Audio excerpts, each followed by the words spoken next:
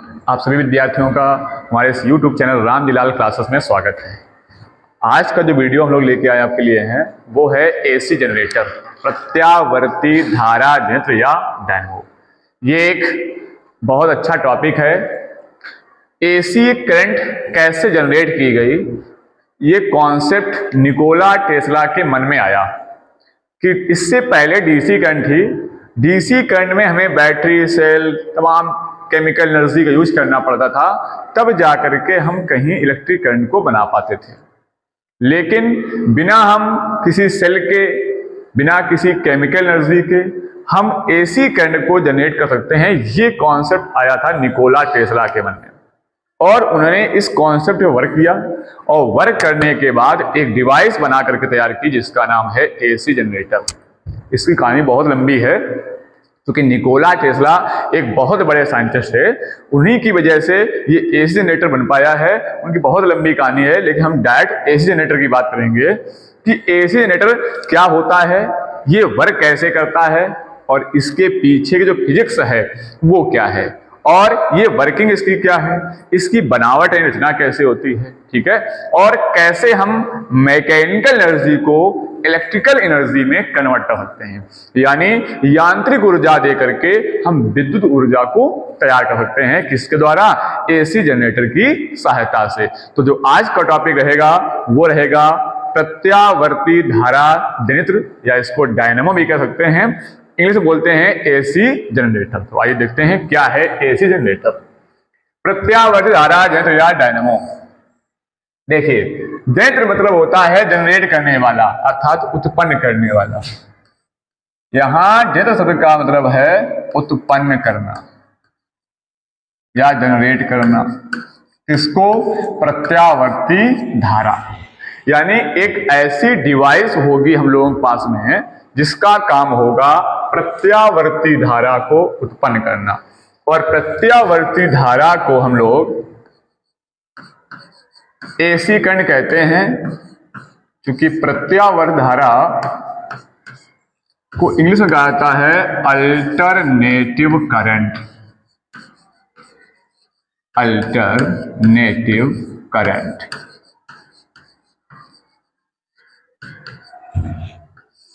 क्या होती है अल्टरनेटिव करंट? तो इसका एक चैप्टर पूरा है आपके सिलेबस में, प्रत्याधारा पढ़ोगे आप या पढ़ा होगा आपने पहले से ही। ये एक ऐसी धारा होती है जो अपने डायरेक्शन को चेंज करती है, अपनी दिशा को बदलती रहती है और साथ में मैग्नीट्यूड को भी चेंज करती है। इस धारा को ही हम कहते हैं प्रत्यावर्ती धारा। अगर इसका थोड़ा सा आप ग्राफ देखेंगे तो समझेंगे। ये हमारी करंट होती है एसी करंट,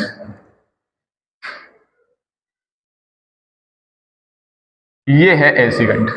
ये डायरेक्शन को भी चेंज करती है, कभी पॉजिटिव हो जाती है, कभी निगेटिव होती है, फिर कभी पॉजिटिव, फिर कभी निगेटिव।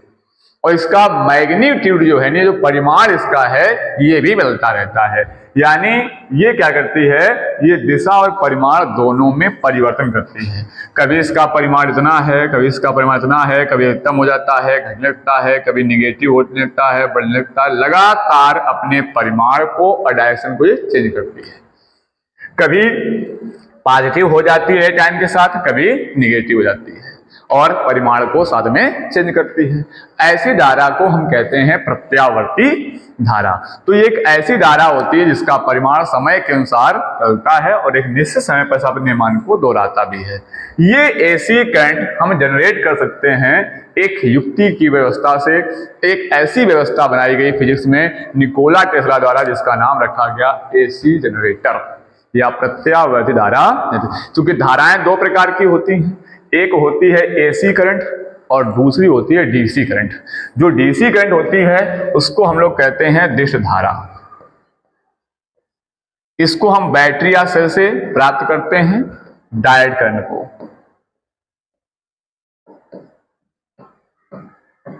इसको शॉर्ट में हम लोग डीसी कहते हैं। ये है डीसी करंट। तो दोनों प्रकार के जनरेटर होते हैं। एसी करंट यानी एसी जनरेटर अगर है तो एसी करंट बनाएगा, और जो डीसी जनरेटर होता है वो डीसी करंट बनाता है।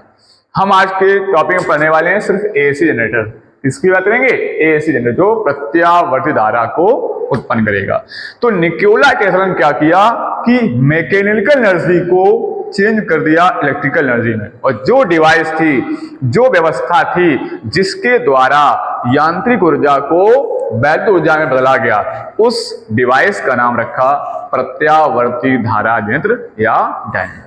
अगर पूरा वीडियो अच्छे समझना है तो लास्ट तक एक एक कॉन्सेप्ट को आप समझिएगा, पूरी बात आपको क्लियर समझ में आएगी। बस सावधान से होकर के आपको एक बात ध्यान रखनी है, इसको आप वाइवा के लिए चार्ट बना सकते हो, और जिसमें एग्जामिनर आपका वाइवा लेगा तो इस चार्ट से आप उसके आंसर भी दे सकते हो। तो आइए देखिए क्या किया गया कि इसमें यांत्रिक ऊर्जा को, कौन सी ऊर्जा को, यांत्रिक ऊर्जा को क्या करता है, ये विद्युत ऊर्जा में कन्वर्ट कर देता है। इसका काम है मैकेनिकल एनर्जी को इलेक्ट्रिकल एनर्जी में कन्वर्ट करना। मैकेनिकल एनर्जी कन्वर्ट हो जाती है इलेक्ट्रिकल एनर्जी में।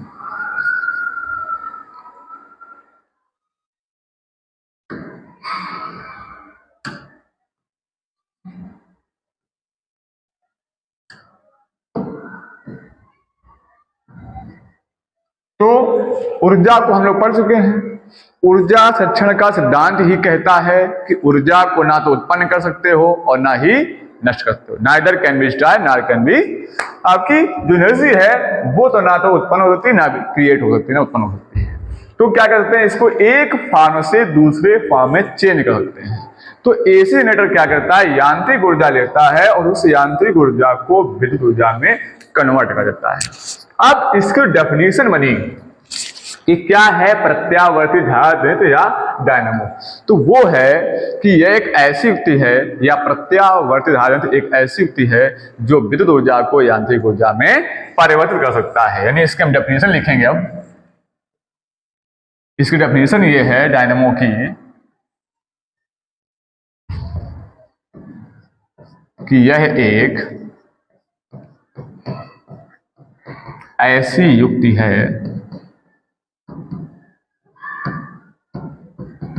जो क्या करेगी, जो यांत्रिक ऊर्जा को,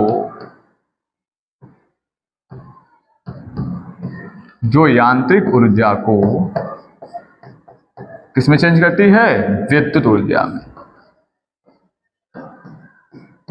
विद्युत ऊर्जा में परिवर्तित करती है। इस युक्ति का काम है मैकेनिकल एनर्जी को इलेक्ट्रिकल एनर्जी में कन्वर्ट कर देना। अब मेन बात आती है इसके पीछे की फिजिक्स क्या है, कैसे मैकेनिकल एनर्जी इलेक्ट्रिकल एनर्जी में चेंज आती है। तो इसके लिए आप पढ़ चुके हैं फैराडे का विद्युत चुंबकीय प्रेरण। उसी फैराडे के विद्युत चुंबकीय प्रेरण का निकोला टेस्ला ने यूज किया गया था। क्या वहां था, वहां अगर आप थोड़ा सा कॉन्सेप्ट जाएंगे तो आपको याद रहा होगा विद्युत चुंबकीय प्रेरण, चुंबक के प्रेरण से क्या बन रही थी, विद्युत बन रही थी। जब कुंडली और चुंबक के बीच किसी तरीके से जब चुंबकीय फ्लक्स में परिवर्तन होता था, काफी चीजें इसके बारे में पढ़ी आपने हैं कि कहीं भी अगर चुंबकीय फ्लक्स में चेंज होता था तो उसके चेंज होने से उस कुंडली पर एक आता था प्रेरित विद्युत वाहक बल और बनती थी प्रेरित धारा। यानी अगर आप फ्लक्स में चेंज कर सकते हैं तो फ्लक्स के चेंज होने से बन जाएगा प्रेरित विद्युत वाहक बल और उससे बन जाएगी प्रेरित धारा। तो आइए आगे देखते हैं हम लोग, इसके प्रिंसिपल चलते हैं। पहले सिद्धांत क्या है इसका, देखिए किस सिद्धांत पे काम करता है ये। तो जब किसी बंद कुंडली को चुंबकीय क्षेत्र में तेजी से घुमाया जाता है, क्या सिद्धांत कहता है कि जब किसी बंद कुंडली को चुंबकीय क्षेत्र में तेजी से घुमाया जाता है तो उसमें से गुजरने वाले चुंबकीय फ्लक्स रेखाओं की संख्या में लगातार परिवर्तन होता है। कैसे होता है दिखाएंगे बना के आपको, कैसे बराबर चेंज होगा, जिसके कारण कुंडली में वैद्युत धारा प्रेरित हो जाती है। क्यों? क्योंकि चुंबकीय फ्लक्स में चेंज हुआ, और आप पढ़ चुके हैं चुंबकीय फ्लक्स में चेंज अगर होता है तो तीन तरीके से आप कर सकते हो। इसका फॉर्मूला था BA cos थीटा। जब तेजी से घुमाओगे कुंडली को तो वहां पर थीटा चेंज होगा, यानी कोण चेंज होगा, या चुंबकीय फ्लक्स दिखाएं कटेंगी बार बार, तो उसके कटने से या कोण के चेंज होने से क्या होगा? फ्लक्स में परिवर्तन। और अगर कहीं फ्लक्स में परिवर्तन हो गया तो बन जाएगा प्रेरित विद्युद्वाहक बल और उत्पन्न हो जाएगी प्रेरित धारा। तो क्या जिसके कारण वैद्युत धारा प्रेरित हो जाती है और कुंडली को घुमाने में जो कार्य करना पड़ता है अर्थात यांत्रिक ऊर्जा, जो आपने कार्य किया वही क्या है? यांत्रिक ऊर्जा है। यही कुंडली में वैद्युत ऊर्जा के रूप में प्राप्त होती है। रचना में इसके मुख्य तीन भाग हैं, लेकिन पहले हम थोड़ा सा समझेंगे कैसे कुंडली होती है, कैसे चुंबकीय क्षेत्र बनता है और फिर कैसे फ्लक्स चेंज होता है, फिर इसकी रचना की बात करते हैं। आइए वापस जरा इसके, ये देखिए, ये एक एसी जनरेटर का हमने आपको फिगर यहां पर दिखाया है। इसमें कौन कौन सी चीजें हैं, किसका क्या काम है, जरा उसको हम समझाते हैं। आइए देखिए, इसको बनाने के लिए सबसे पहले जरूरत पड़ती है चुंबकीय क्षेत्र की। आइए देखिए, इसमें होता क्या है, इसमें होता है N ध्रुव और दूसरा होता है S। N और S क्या है? ये चुंबक के दो शक्तिशाली ध्रुव हैं, N और S, क्योंकि चुंबक में दो ही ध्रुव होते हैं, एक N होता है, दूसरा कौन सा होता है? दूसरा S होता है। अब आपको पता है कि जब एक N ध्रुव एक S ध्रुव बन जाएगा तो इससे बन जाएगा एक चुंबकीय क्षेत्र। क्या बन जाएगा? चुंबकीय क्षेत्र। क्योंकि आपको पता है चुंबकीय रेखाएं N से निकल करके S की हो जाती हैं, ये बन जाएगा चुंबकीय क्षेत्र। अब चुंबक तो हमने वहां पे स्टेबल कर दिए, रख दिए, तो चुंबकीय क्षेत्र चेंज जो होगा नहीं तो बराबर रहेगा, नहीं एक समान चुंबकीय क्षेत्र बन जाएगा। तो यहां आप देख सकते हैं कि N से S की ओर एक बन गया एक समान चुंबकीय क्षेत्र। अब इसमें आपको एक क्वाइल लेनी है, क्वाइल मतलब कुंडली, तांबे के तार को लपेटे हम क्वाइल बनाते हैं, उस क्वाइल को लेना है और उस क्वाइल को इस चुंबकीय क्षेत्र में ला करके हम क्या करेंगे? घुमाते हैं। देखिए,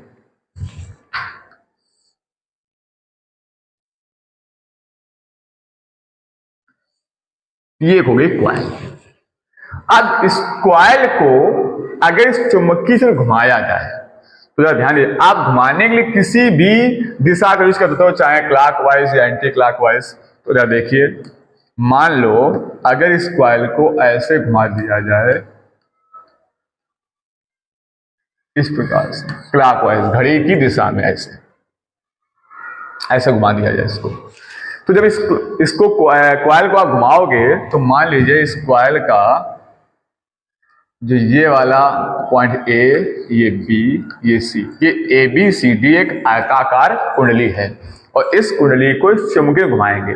अब घुमाने के लिए आपको यांत्रिक ऊर्जा देनी पड़ेगी। कैसे घुमाओगे आप? अपने आप तो घूम नहीं सकती है, तो इसको घुमाने के लिए आपको यांत्रिक ऊर्जा की यानी बाहर से एनर्जी की आवश्यकता पड़ेगी। अब जरा सोचो, मान लो इस क्वाइल को आपने ऐसे घुमा दिया, जैसे ये क्वाइल रखी थी, सपोज करिए ये क्वाइल है, ये क्वाइल है आपकी, और इस क्वाइल को आपने ऐसे घुमा दिया इस प्रकार से। तो जब ये क्वाइल घूमेगी तो ये क्वाइल इन चुंबकीय रेखाओं को काटेगी, या इसका जो एरिया होगा ए ये, और जो बी का डायरेक्शन है उसके साथ लगातार एंगल चेंज होगा। जैसे क्वाइल घूमेगी तो आप फ्लक्स पढ़ चुके हैं, जो फ्लक्स का फॉर्मूला था फाई बी बराबर वो था BA cos थीटा। अब कुंडली का जो एरिया है यहाँ पर क्षेत्रफल, वो क्षेत्रफल हो गया है फिक्स, क्षेत्रफल चेंज हो नहीं सकता। जब क्षेत्रफल नहीं चेंज हो सकता है तो बी का मान हो गया कांस्टेंट, सॉरी ए का मान, और ये चुंबकीय क्षेत्र भी कांस्टेंट था, क्योंकि चुंबक पहले आप स्टेबल कर चुके हैं, तो दोनों मान हो गए कांस्टेंट। अब केवल बदलेगा घूमने से थीटा, और थीटा के चेंज होने से चेंज जाएगा फ्लक्स। जब फ्लक्स चेंज होगा तो फ्लक्स के चेंज होने से इसमें आ जाएगा एक प्रेरित विद्युद्वाहक बल, बन जाएगी प्रेरित धारा। अब प्रेरित धारा की जो डायरेक्शन होगी वो कैसे मालूम होगी? तो उसके लिए आपने पढ़ रखा है फ्लेमिंग के दाएं हाथ का नियम। कौन सा नियम पढ़ रखा है? फ्लेमिंग के दाएं हाथ का नियम। जरा इसको याद दिला दें, ये क्या होता है?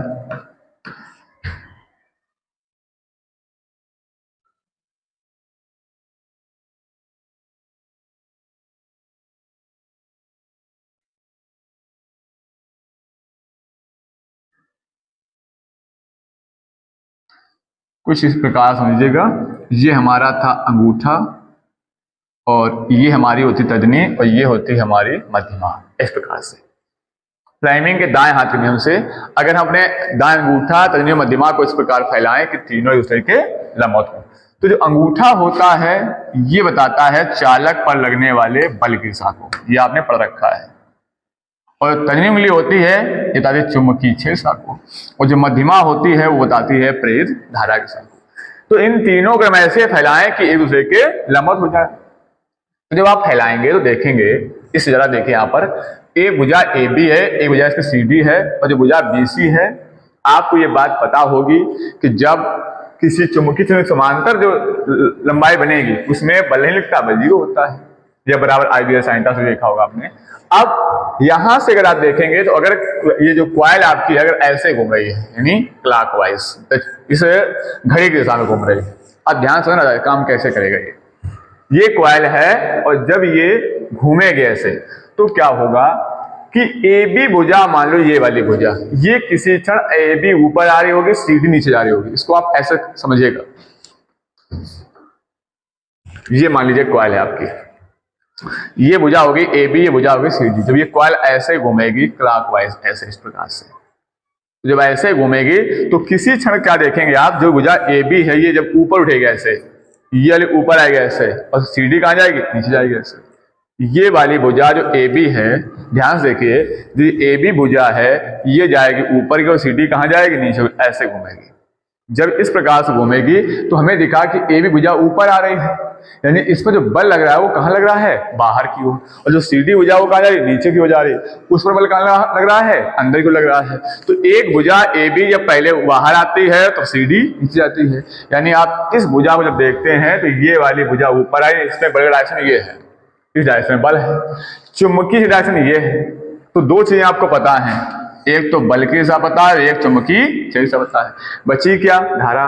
तो आप अपना क्या करें, दायां हाथ ऐसे फैलाएं कि अंगूठा तर्जनी और मध्यमा तीनों कैसे हों, लंबवत हों। फैलाने के बाद क्या करना, दो दिशाएं आपको वहां पता है, कौन कौन सी। एक तो इस पर लगने वाला बल AB भुजा पर कहाँ है, बाहर की ओर है, तो अंगूठा क्या कर देंगे, बल की दिशा में। दूसरी आपको पता है चुंबकीय क्षेत्र दिशा, उसको आप पहली उंगलियां तर्जनी कर देंगे, उसको बोलेंगे चुंबकीय दिशा हो जाएगी। बची कौन सी, तीसरी उंगली यानी मध्यमा। अब जिस डायरेक्शन में मध्यमा आपकी जाएगी, जिस दिशा में मध्यमा जाएगी, वही इस तार में बहने वाली धारा की दिशा हो जाएगी। तो हमने इसे फैलाया, अंगूठा हमारा कहाँ होना चाहिए, ऐसे होना चाहिए, चूंकि बल का ऐसे बाहर की ओर। तर्जनी कहाँ चाहिए, चुंबकीय दिशा में, देख लीजिएगा है, आप देख सकते हो, अंगूठा बल की दिशा में है, तर्जनी चुंबकीय दिशा में है, मध्यमा कहाँ एंगल कर रही है, मध्यमा का डायरेक्शन कहाँ है, ऊपर की ओर, यानी इसमें धारा जो बहेगी वो इस प्रकार से जाएगी, ये धारा डायरेक्शन हो जाएगा। अब क्या होगा, इस भुजा जरा ये देखिए इसको, इस पर जो बल था वो कहाँ था, अंदर की ओर, यानी पहले चक्कर के बाद जब कुंडली इस प्रकार से आधा चक्कर घूम के आएगी, इस आधे चक्कर में AB ऊपर आई है तब CD नीचे गई है। अभी हम आधे चक्कर की बात है, यहां से यहां तक की, इस चक्कर की हम लोग बात कर रहे हैं, इतने चक्कर की, इतने करने की। अभी देखिए जब ऐसे चले कुंडली, अब क्या हुआ,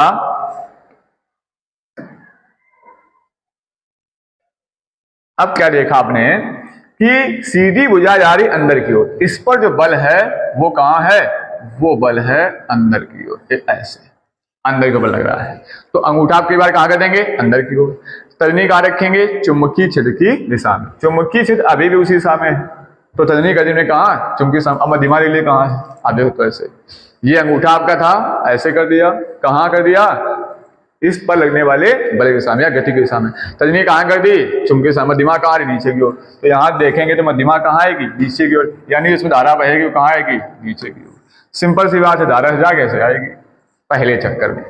आधा चक्कर ऐसा कंप्लीट हुआ। अब जब ये आगे फिर घूमेगी तो अब सीधी भुजा, पहले क्या हुआ था देखिए, पहले डायरेक्शन में AB भुजा ऊपर उठी थी, CD नीचे आई, ये चक्कर हो गया इतना। अभी AB ऊपर आई, CD नीचे। अब क्या होगा, अब CD वाली भुजा बाहर आएगी और AB वाली कहां जाएगी, अंदर जाएगी। यानी अब बल का डायरेक्शन भुजाओं पर बदल गया। पहले AB भुजा थी वो बाहर आ रही थी ऐसे, और CD नीचे जा रही थी। अब CD बाहर आएगी, AB नीचे आएगी। तो अब आधे चक्कर के बाद क्या होगा कि जो CD भुजा ऊपर उठेगी ऐसे, और ए भी ऊर्जा अंदर जाएगी। तो फिर क्या होगा, तो बल का डायरेक्शन बदलने की वजह से जो धारा है आपकी, उस धारा का डायरेक्शन भी बदल जाएगा। यानी पहले आधे चक्कर में जब धारा ऐसे कर बहेगी तो दूसरे आधे चक्कर में जो धारा है आपकी ऐसे बहेगी। हर आधे चक्कर के बाद धारा की जो डायरेक्शन दिशा है, अभी देखेंगे आप इसमें भी, वो बदल जाती है। ठीक है, अब अगर ऐसे आप इसको घुमाएंगे और अगर मान लो कहीं आपको करंट भेजनी है, मान लो इस यहां आपने करंट आपको भेजनी है किसी बल वगैरह में,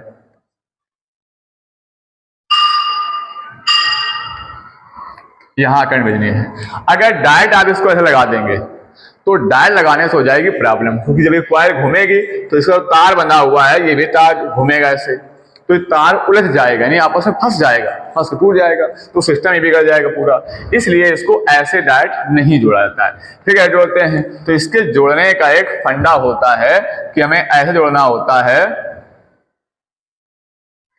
इसको हमें ऐसे जोड़ना है कि यहां पर हम दो रिंग लगा देते हैं, इनको हम वलय कहते हैं। कैसे लगाते हैं जरा रिंग देखिए, इस वाले से एक रिंग लगा देते हैं, इस वाले में एक रिंग, और एक लगा देते हैं दूसरे वाले में रिंग।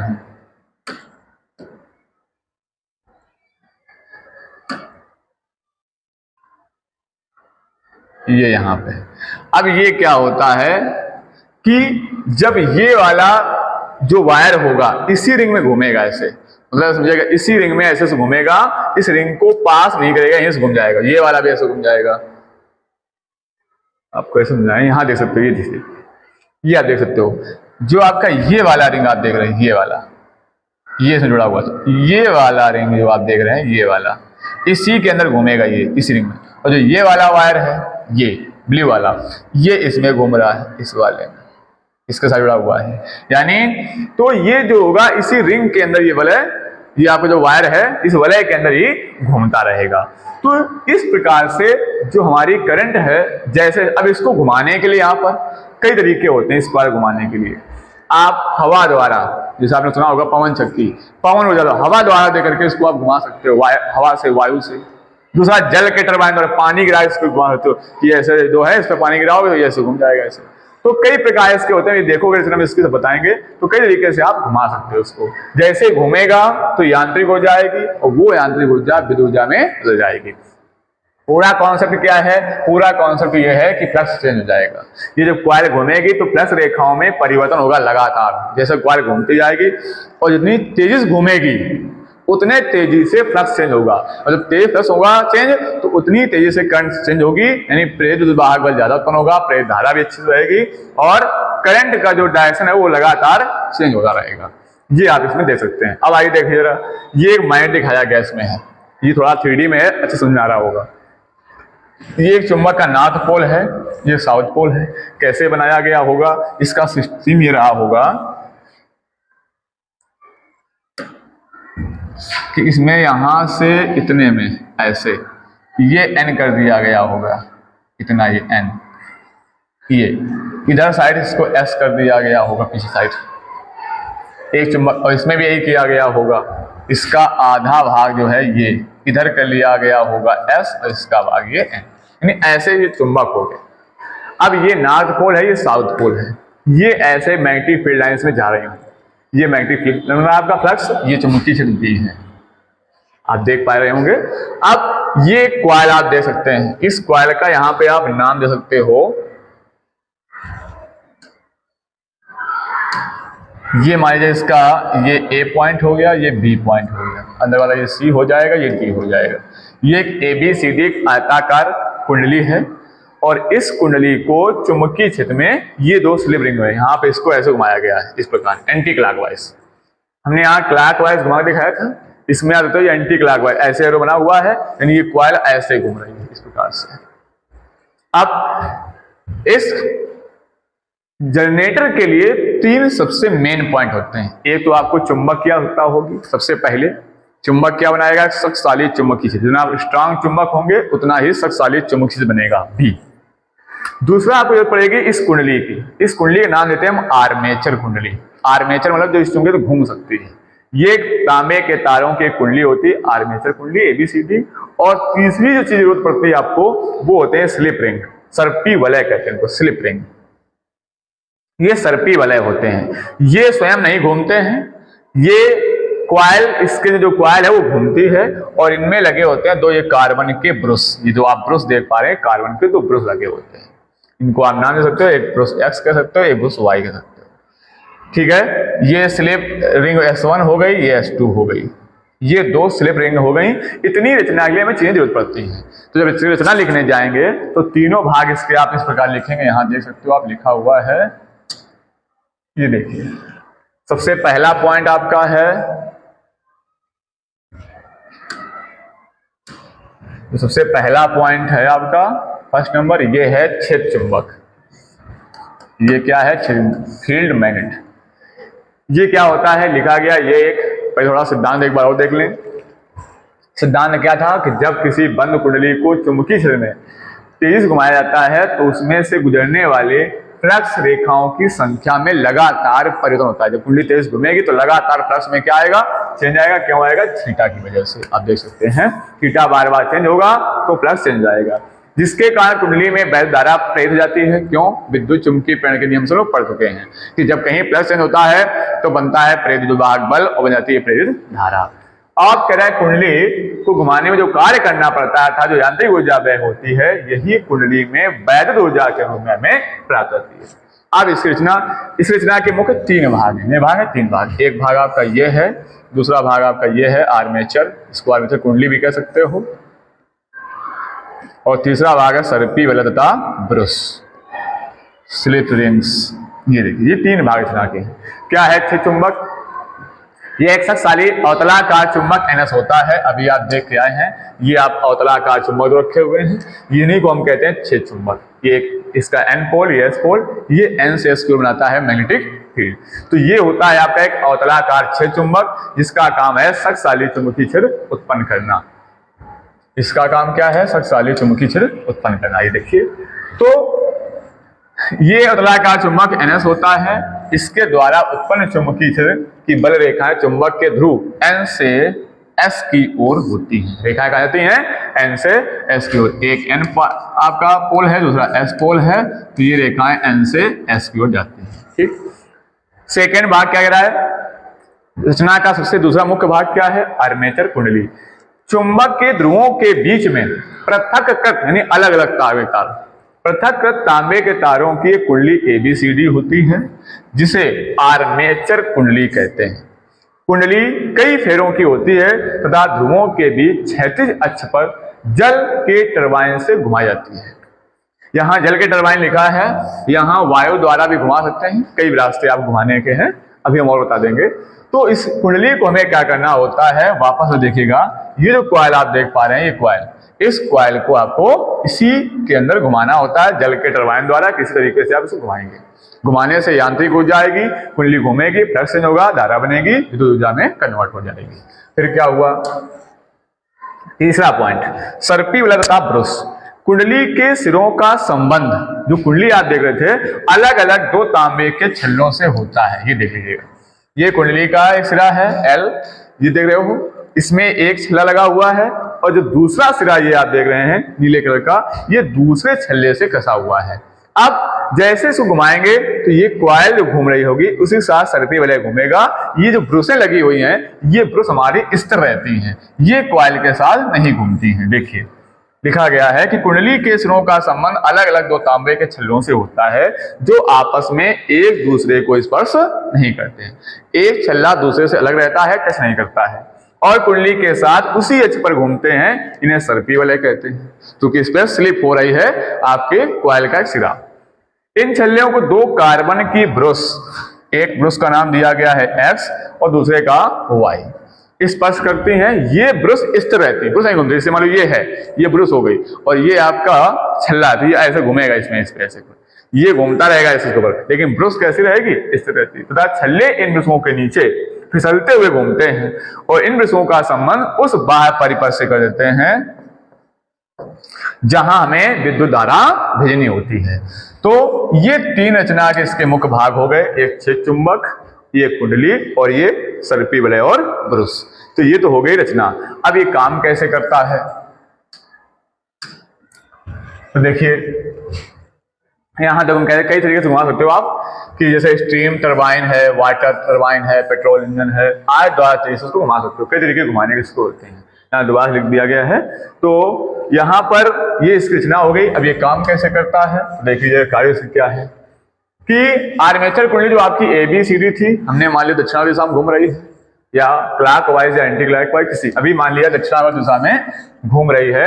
किसी क्षण कुंडली की भुजा CD नीचे जा रही है। जब इसको आप वापस आके देखेंगे, अगर इसको आप देखेंगे तो ये जो भुजा अगर दक्षिणावर्त घूमेगी ऐसे क्लॉकवाइज, तो भुजा कहाँ जाएगी? CD नीचे जाएगी और AB कहाँ आएगी? ऊपर। अगर एंटी क्लॉकवाइज हो गया तो आप उल्टा कहेंगे तो भुजा AB नीचे जाएगी, CD ऊपर आ जाएगी, उससे कोई फर्क नहीं पड़ने वाला है।